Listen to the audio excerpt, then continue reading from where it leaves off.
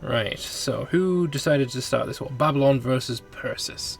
And it is overtaking Persepolis, the capital of Persia, or Persis. I keep calling them Persia because it's so close. I shouldn't, but I probably will continue to do so. The first army that's gone in and got sent packing. I mean, you would have expected there would be an army here. Don't know really what you were thinking.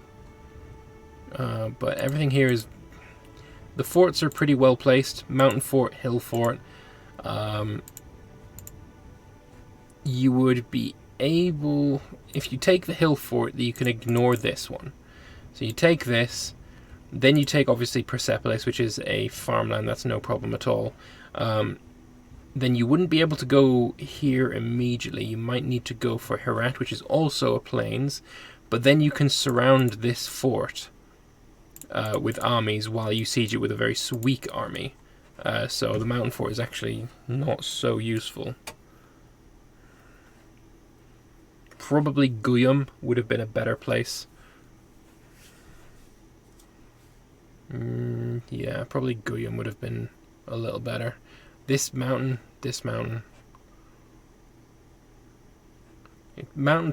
Fort placement is a science. Something I'm not entirely familiar with yet. I'm not amazing at it, but I do my best. Right, so we've got 22,000 troops. Well, it should be 26. Trying to siege Turkrash. Like I say, that's an important one. Parthia is coming down to siege Media. Is Media involved in this war? Yeah, Media is still allied with Persis, so this is a dual war. I wonder, looking from Persis's perspective, it is just the one war. Probably bad idea. Maybe it would have been better to do a separate war. Parthia attacks Media, Babylon attacks Persis. That may have been better, but also maybe not. I mean, the fact he can get all the way down to Kulabul is kind of crazy at the same time. That is very, very deep. But then it's the AI and they don't like forts, so what do you expect? So that's been taken. I mean, if you try and siege this, you'll get murdered. This mountain fort, I think this might be what he's trying. Yeah, I would definitely try that as well.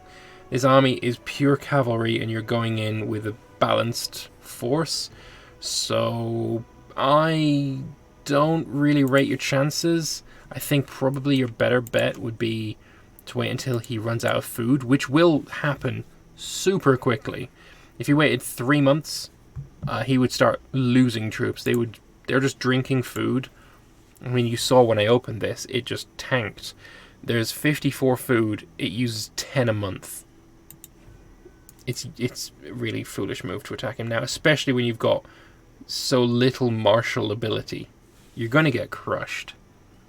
The mountain fort is completely negated by the negative 2 that you're going to take. He hasn't crossed a river. Stoyan is unfortunately lagging behind now as well. Etruria is at war. It'd be nice if I hovered over this and it told me who. Stoyan, I believe, is Magna Graecia. He's not at war though, so I don't really mind so much. Come on, Stoyan, either crash or continue. There we go. So, yeah, he's running away. I mean, he's got a road. He's a cavalry army. And he realizes that he's going to run out of food. So, it is the smarter move to run. Oh, I don't know if I'd attack him, though. Now he's going to win. Now he's defending in the hills with a better army. And now he's got food as well. Oh man, look at the numbers. Look at the fucking numbers. You also went in with a bad tactic. Oh, God.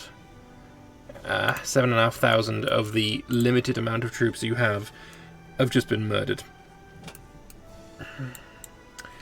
One thing. Hey, Parthia, do you have any armies that have any kind of... I have to zoom in a bit more. Do you have any armies that have any... Oh yeah, supply trains is what I'm trying to say. Yeah, you've got the 10th War Horde, who are trying to siege here. I think that's it, though. We can have a look here. Military cohorts. If we go down to supply train, he's only got 4. They're all... I lost them again. I thought they were there. Are they here? Yeah. These are all of his supply trains. And it's not really good if you want to do a two-front war. And this army is never going to get through this fort. Purely because he doesn't have the supply for it. If you go here, you siege for 6 months, and then you starve to death. Glorious. Yeah, it was a silly move for Persis, though. He was never going to win that. He needed every advantage, and he gave up every advantage he has. Isn't Persis usually a player? Oh, yes. Oh, fuck. Oh, god damn it. Sebastian, Persis crashed. He's protected. Oh, I thought he was like not coming back or something. No, he is protected. Oh. But does it really matter? Like, It does. I would have done it even if it was a player. I would have killed him. So it wouldn't. Like on it, like I could have won over if he was a player too. I know. Giving up on him. I know, but he's still protected. So I need to white piece him. You do. You got 8 minutes. I don't think you're going to get to a white piece. So I would prefer it if you just back off into your own territory until the end of the session, and then you can decide between yourselves.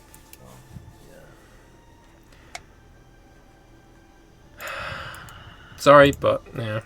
It's definitely not fair to attack an AI, because I mean what I've just seen is Persis attacking Parthia into the hills.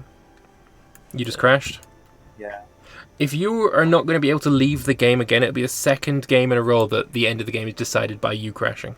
Yeah. It's a complete coincidence, Lambert. If I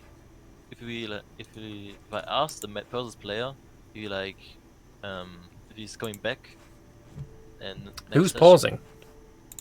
And like I can't piece out anyway this session, so if I ask him between the sessions, if he's right, coming back, but he's going to be attacking. His armies are going to be attacking stupidly, and if you just go into your own territory until the end of the session, and then you can wage the war next session. But if I ask him between the sessions and he says he's not coming back, can I like not white piece it and just kill him? Yeah. Okay. Yeah. I really thought he like just like went away, quit because he was. No, he tried to hot join, but we weren't accepting hot joins afterwards.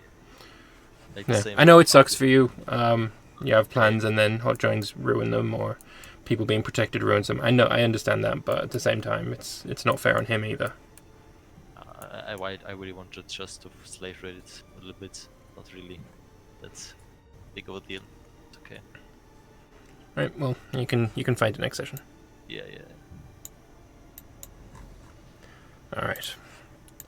Well, we're pretty much close to the end session now. We've only got like 5 minutes left before we're gonna start doing the points and stuff. Hey. I did crash. Yeah, the game is running. You haven't caused the end of the game, but there's 5 minutes left. You're not going to be able to get back in. Oh man. Sorry. Well.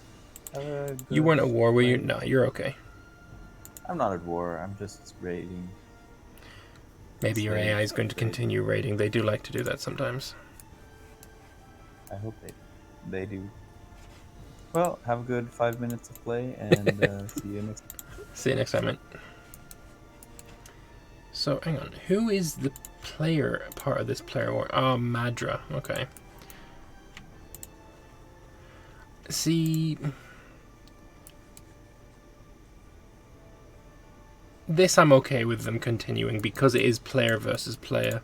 See, if Parthia had just attacked Madra and that is how this war had started, I would kind of be okay with it. I mean, like I say, it does suck for everyone involved, but, you know, gotta be fair to, you know, people. So, I think, yeah, like I said, we're getting close to the end of the game now. We've got Magna Graecia expanding Emporion's reach very, very far, all the way up here. That is kind of insane. I guess Celtiberia is not going to be making feudatories of the north. Not at all. Hey. Invert. Yeah. I have in my decisions. I have like the decision enable underscored GI road. What that does is if you have over 300 ducats, occasionally the game will decide that you want a road between two random provinces.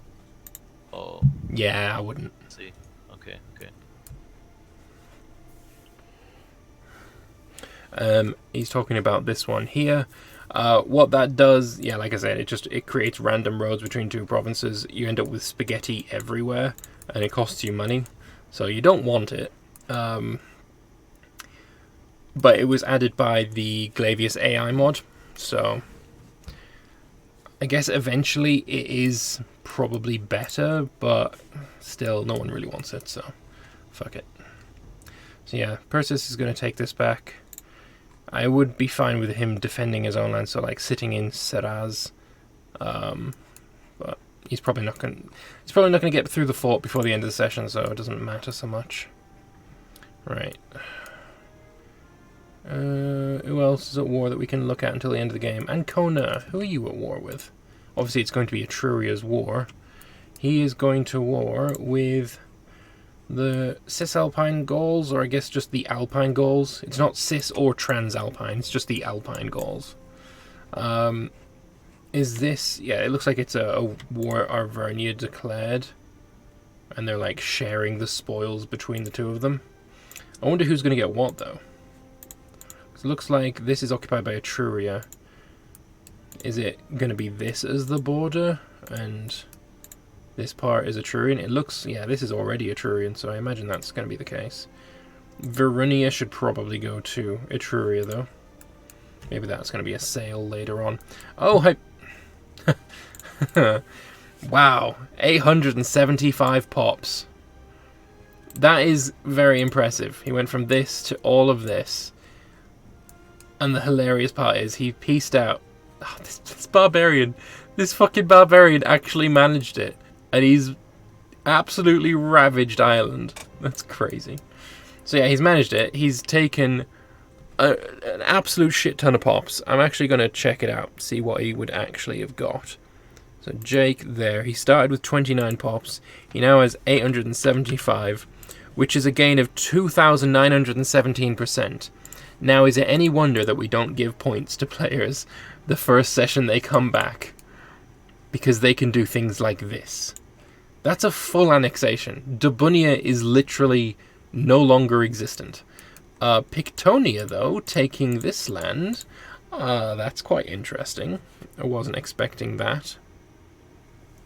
I wonder if that's going to be a sale, or whether they're happy for this to be the case. That's very interesting indeed. Alright, we're going to end on the 1st of January.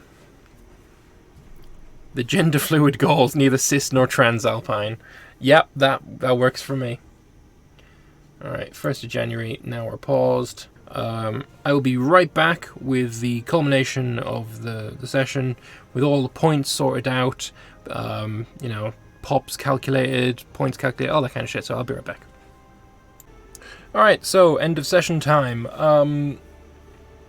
Quick thoughts. Session was okay. There was not as many desyncs and crashes and stuff as we had a couple of sessions ago, so yeah, very nice.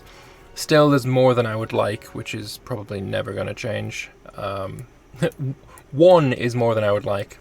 So I guess we should go from north to south, maybe.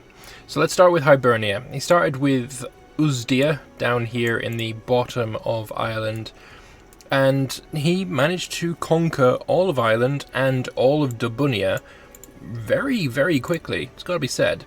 I'm very surprised and kind of impressed with that. He did say that he'd done like 7 practice runs, and this time he did have an AI, not an AI, he had a player, Pictonia, helping him, who claims he did a lot of the work, and honestly I kind of believe that. So yeah, Hibernia is a thing now, and the funny thing is, I told him obviously before the session, if you are switching nations, you don't get points the first time you switch. Sorry, the first session that you've switched. So he doesn't get any points today. If he had taken my advice and stayed small, maybe vassalized the other Irish tribes, instead of immediately, conquering everything, then he would, conquer next session, get the points. If he would have gotten, if this was his second session, he would have gone up to, 2,920% growth. He would have also gained the most pops, so he would have gained 30 points. But as it stands, he gains none, and he remains on -4 points, which is, in my opinion, fucking hilarious. So, Pictonia had a war against Menapia, did very well, took their capital province. Menapia really struggling now. He's got a friend in Lugia. Whether that friendship remains or not, we'll have to wait and see, but I imagine there's going to be future wars against Menapia. Hibernia and Pictonia really got this area really on lockdown. Etruria now has an alliance with Hibernia. They're going after these Gauls in the Alps. That shouldn't be too difficult for them either. And things are going pretty well for the Gauls. The same can't be said for the Iberians. We had 3 Iberian tribal nations. 2 of them no longer exist. And the one that remains, Celtiberia, it's not looking good for him. He's being surrounded from his north he's surrounded. On his west he is surrounded. On his east he's surrounded. On his south he's surrounded. So his chance of expansion is trying to sneak through this little gap and taking all of these little dudes. Cephia as well, he probably should go for them. But it's really not looking good for Celtiberia. I don't really trust his chances. I hope he does well. I hope he manages to oust these invaders, because that would be an absolute amazing story to see. I just don't see it happening. Etruria had a fairly quiet session. He did a little bit of expansion in the Alps, as I said. Other than that, he's done a really nice job with his road system, and at the moment he is kind of the only player that's really focused on that, which is nice to see. That is worth points at the end of the game. So at the moment, if the game was to end now, he would be getting 15 points for his road network. So I really, really am impressed with this. What I would like to see is a road going here, a road going through Ferrara.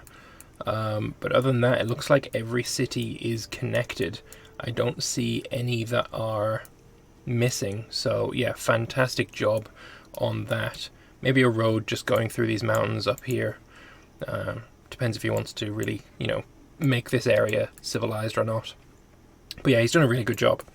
Moving further south, we've got Magna Graecia. Most of his efforts today was against the Iberians. He's grown his vassal Emporion quite significantly. He's grown his own territory over here quite significantly. And Mauritania has lost Emporion. He's lost, the Gymnasia. Is now owned by Emporion. I don't know if that was a negotiated deal or what, but Mauritania losing land. It initially rebelled against Mauritania, and now, Emporion owns it. Mauritania, obviously, they went in against Turdetania, who no longer exist.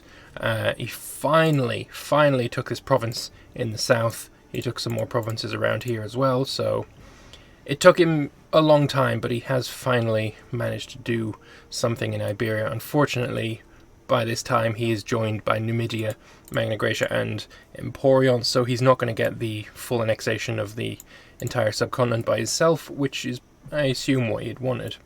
Cyrenaica, very quiet session, didn't really see him at war at all, to be honest. The road network has been started, but, despite him having a very, very easy road network to build, it's not been done yet, so maybe he's waiting until he's more economically secure. But, it's not there yet, so he's not going to get any points for it. Kush, relatively quiet session. Unfortunately, he did crash out. We fixed his nation up a little bit because it was very unfair what the AI had done to him. So we fixed it up a little bit for him.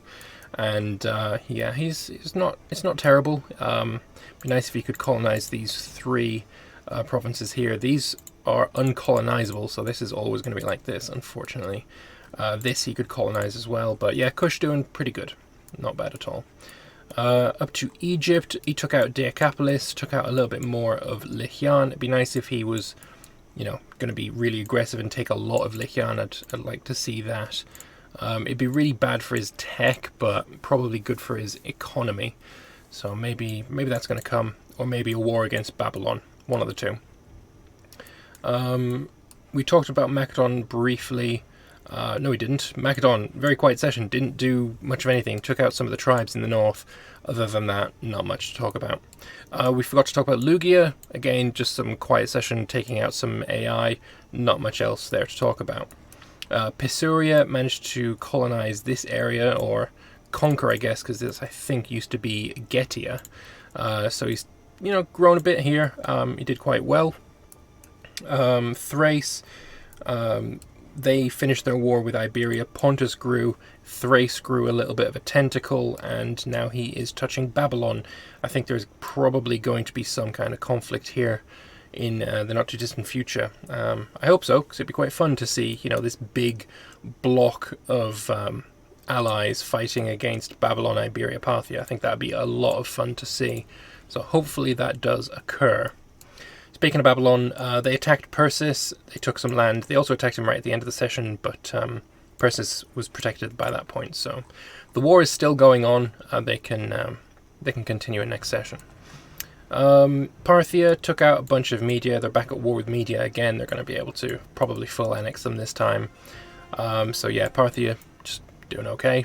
No harm on it. Iberia, very quiet session. Madra, they were fighting Persis the entire session, and then it looked like there was a white piece, and immediately after there was an alliance. So just insane. Madra was leaving Persis alone to siege his land while he was fighting Mauria. During the desync rehost, Madra and Mauria made a deal where Mauria took land, and I think, they're fine with each other now. I think Boja is now the big enemy number one, although Boja's still allied with Alexandru Limen, so I don't know what's going to go on there. Anuradhapura, unfortunately, crashed once again, and he's thrown in the towel. He's had multiple crashes in the past 3 sessions. The AI has wrecked his nation. It's not really worth it. Though, again, for the 3rd session in a row, Anuradhapura has attacked Mauria. This time, Mauria was ready for it, sort of, and he's managed to push them back, and he's going to be able to take quite a bit of land, I think. Alupa, seeing Mauria at war with Anuradhapura, also attacked him, and did decidedly worse, losing a lot of territory. Whether he gets forced to, submit, or what, we'll have to wait and see, but yeah, it's not looking good for Alupa. And finally, we talk about Boja. So Boja is a migratory tribe. And what he did was he got a bunch of migratory units. He had a fucking huge army, the biggest in the world by far, marched them into Mauria's territory, and then pillaged some cities. That immediately started a war between Boja and Mauria. And little bit gamey, I would say, especially if you start a war while on top of someone's army. I'm not sure I'm entirely in favor of that, but it is the game mechanics at the same time. It'd be nice if they were black flagged, but at the same time, they're a migratory tribe. They shouldn't give a shit about black flags, in my opinion. So yeah, war there. Boja had just an insurmountable amount of troops. That's why he was able to take 3 full provinces, but Mauria had the quality. Obviously, these troops that Boja had were all light infantry, and many of them were stack wiped in the war. So Boja actually lost pops this session, despite gaining 3 very populous territories or provinces, purely because so many of these previously pops turned into migratory units got stack wiped. So big congrats to Mauria. He did quite well. He also lost pops, of course, from losing this territory, but if he takes a bunch of Anuradhapura next session, he's probably going to be good for some points, I assume.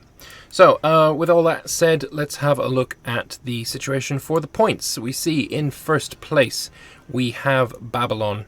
Equal first place we have Shul, who I forgot to talk about. I didn't actually see what they did, honestly. They gained via growth percentage, They went up to 741 pops. They doubled their size, and I kind of missed it all, so oops. But yeah, really well. Did a fantastic job. In equal second place, we've got Thrace, Pisuria, and Alexandria Eshat. Again, Alexandria Eshat doing really well. Grew nicely. He's got a nicely sized country now. If Shul wasn't, allied with him, then you would expect some kind of conflict here.